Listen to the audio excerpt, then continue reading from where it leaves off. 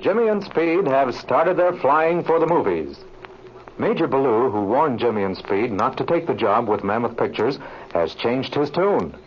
Harry Phelps, one of the pilots flying for Speed and Jimmy, is in mortal fear of Ballou. Speed attempts to find out the reason for this fear, but fails. In the meantime, Ballou has secured a job in charge of flying for another moving picture company, the Pacific Studios, who are also making a war air picture. Ballou has secured an arrangement with Mr. Milliken, president of Mammoth Pictures, to use the same field at Tokay, thus cutting down the expense for both companies. Jimmy has been checking out Harry Phelps and his son Roy, who is also to fly in the picture. Harry Phelps, who had seen Ballou approach with Mr. Milliken, hurried off to find Speed. Jimmy and Roy Phelps are sitting in the cockpit just after they had landed. How'd I do, Mr. Allen? Fairly well.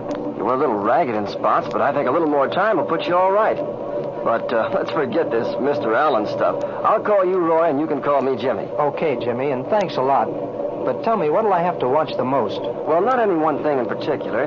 You have a tendency to over-control a little bit, but I think that's probably because you're a little nervous. This P-38 doesn't handle as easily as some of the ships I've been flying lately. No, I noticed the same thing. That ship seems to be a lot more sensitive on the controls than many planes.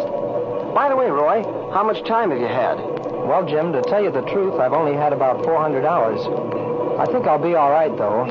I got in a little time during the war on a P-38. I wasn't so good, but, well, at least it's not too much of a stranger to me. Well, that's good. But you've got to remember that some fellas learn a lot quicker than others. Of course, that doesn't mean the fellas that are a little bit slower don't make just as good pilots.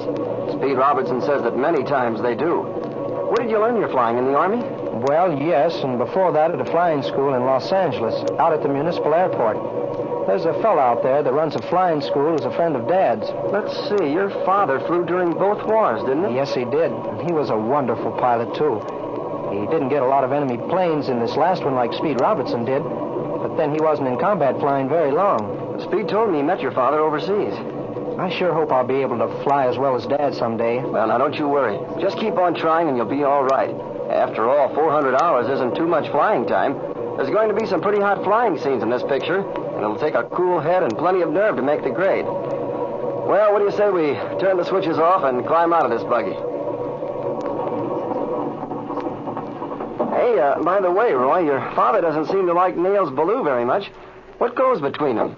I don't know, Jimmy. But I do know that he hates Ballou like poison. There we are. Hey, how long have they known each other anyway? Well, ever since the war. I know that they were in the same squadron for a while, and I think something must have happened at that time to cause this feeling between them. Have they seen each other often since the war? No, only 2 or 3 times. And on every occasion and for months afterwards, Father was terribly upset. Well, if it's just a matter of some quarrel or misunderstanding between them, why don't they scrap it out and have it over with? They'll probably both feel better afterwards. No, it isn't that, Jim. It's something, well, I can't explain to you, but... Well, anyway, Father isn't much bigger than I am, and Ballou must weigh 200 pounds. If they ever had a fight, Father'd be killed. I'm telling you this, that Ballou isn't human. Dad says that one time he saw Ballou knock out 5 men, one right after the other, and they were all as big as he was. Well, there's such a thing as getting protection from the law. Well, I've suggested that to Dad, but he won't do anything. I just don't understand it. There's something mysterious, something terrible about the whole business. I'm sure glad that you and Mr. Robertson got this job, because I know that Dad wouldn't have worked here with Ballou. I was never so sure of anything in my life as I am that they must be kept separated. If they're not, I know something terrible is going to happen. Well, don't worry, Roy. Ballou isn't going to do anything to your father as long as Speed and I are around. Oh, look, here comes Speed now. Hi, Speed. Hello, Jim. Hello there, Phelps. Well, how'd you get along? Well, fairly well, sir. Oh, say, have you seen Dad? He was looking for you a little while ago. Yes, he's over at the pilot's quarters now. Well, I believe I'll go over there. Well, that is, unless there's something else for me to do here. Well, that's up to Jimmy. What about it, Jim? No, that's all for the time being, Roy. I want you to go up again, though, this afternoon. Okay. See you all later. Okay. See you after lunch. Well, Jim, how about it? Can the kid fly? Well, he's not hot, Speed, but after all, I'm not sure whether I'm a good judge or not. I've never checked anyone else's flying before. I've heard you say that all pilots fly a little bit differently, and I don't think I should say he's not a good pilot because he doesn't fly just as I do. Yeah, that's quite often true. I tell you what I do think, though, Speed. I believe it would be a good plan if you checked him yourself. Yeah, that's an excellent idea, Jim. I was just thinking on the way over here that you and I had better check all these pilots separately, then get together afterwards and compare notes. That way we'll get a better idea of each man. How did Harry Phelps get along? Fairly well. He was a little bit ragged at first, but after he'd been in the air a little while, he was much better. It seemed to me that he hadn't been doing any flying for a while and was a little bit stale. But you see what you think after you check him. Okay. Now, here's another thing, and I'm not very well pleased about it. What's that? Nails Ballou is going to be with us here on the field. Ballou here on the field? Why, what do you mean? He's lined up a job with some other moving picture outfit, Pacific Studios. They're going to do a war air picture, and he's going to be in charge of all the flying. They made a dicker with Mammoth Pictures to bring their ships here and use this field. There'll be some shots in which both our ships and theirs will participate. Well, from that point of view, it's a good idea. We'll have enough German and American planes in the air at one time to make the scenes really realistic. The main purpose of the thing is to cut down expenses for both companies. I know somebody that isn't going to like that very well. Yeah, I know who you mean, Harry Phelps. I'd give a lot to get down to the bottom of the trouble between them. I had a long talk with Harry and tried to find out what was the matter, but I couldn't find out a thing. Well, I was just talking with Roy Phelps about Ballou. Roy doesn't know what's the matter either. He says there's been bad feeling between the two ever since the war. It seems they were in the same squadron together for a while. Roy's idea is that the whole thing started back in those days. Well, that's quite possible. Well, lots of strange things that took place during the war. Regardless of all that, I don't like this business a bit. We're starting to do a lot of ticklish, dangerous flying, and there's no place for any personal animosities. If it wasn't for the fact that Milliken wants Phelps to work and that the poor devil probably needs the money badly, I'd get somebody else. Well, in a way, Speed, I'm rather glad Ballou lined up this job with the other company. You know, he was pretty sore losing out on this picture the Mammoth people are doing. But now that he's got another job, he won't have any reason to feel angry at us. Yeah, I thought of that too, Jim, and I quite agree with you. I'll tell you this. I don't like Ballou. I don't trust him. There's something sneaky and underhanded about him, and I'd much rather not have him on the field. What did Harry Phelps say when he found out about this new arrangement? I thought he was going to faint right on the spot. He was all for packing up at once and clearing out, taking Roy with him. I told him that if he wanted to stay and go on with the job, subject, of course, to his passing a satisfactory flying test, he could do so, and that I'd see to it that Ballou left him alone. Finally, he consented. Well, my sympathies are all with the Phelpses. I think the father is a kind of a weak sister, but, well, I like Roy very much. The only thing I've got against him is that, well, he sort of lacks confidence in himself. You know, Speed, I think I could do something for him. I think the main cause of his being the way he is on account of his father. I think I could help him snap out of it. It's a cinch that he's got to if he's going to make a success of flying. That's a proper spirit, Jim, and I'm all for the idea.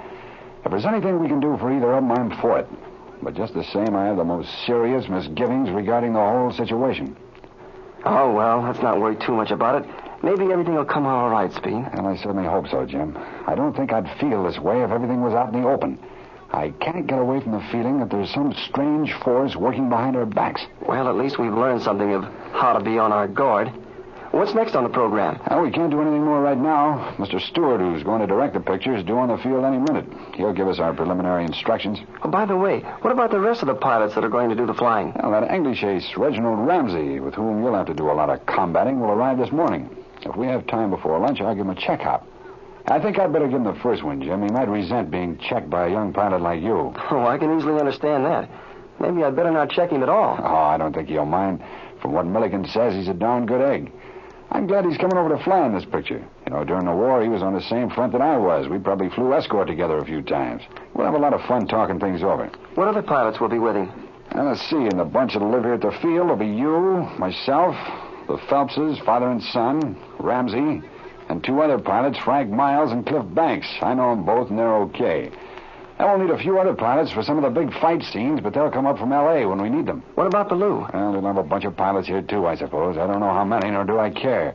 They'll be quartered in a separate shack anyway. Yeah. Hey, here comes a car in from the road. Looks like it's coming over to us. Yeah, there are two men in the back seat. One of them's Nails Ballou. Hey, I can recognize him from here. I wonder what he's got on his mind now. And the other man looks like the director, Mr. Stewart. Yeah, you're right, it is. Good morning, Mr. Robertson. Hello there, Alan. How do you do, Mr. Stewart? Glad to see you, Mr. Stewart. I wanted to talk over some of the air action that will take place in the picture. Inasmuch as Mr. Ballou and his pilots working for Pacific Studios will cooperate with us in some of these scenes, I brought him along. That's fine. How are you, Ballou? Good day, Mr. Ballou. Glad to see you. I didn't get much of a chance to talk to you boys yesterday. but I'm going to spend most of today out here. We'll get everything thrashed out. Now, this picture we're going to do is tentatively titled The Black Cross. It's a story which has for its background the first American fighter squadron in England, flying American-built P-38s.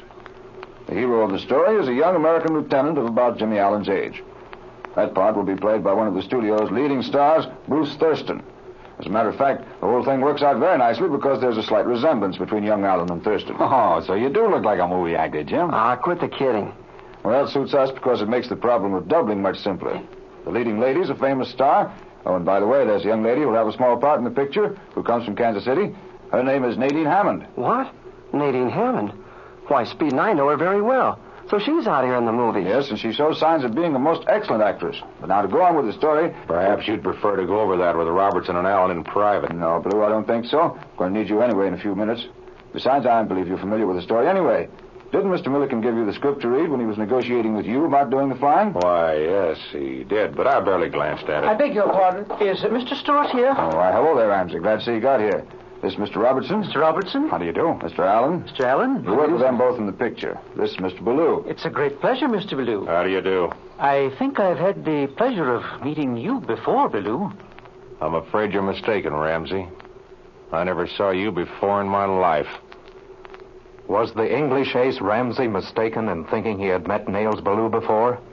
Don't miss the next episode of The Air Adventures of Jimmy Allen.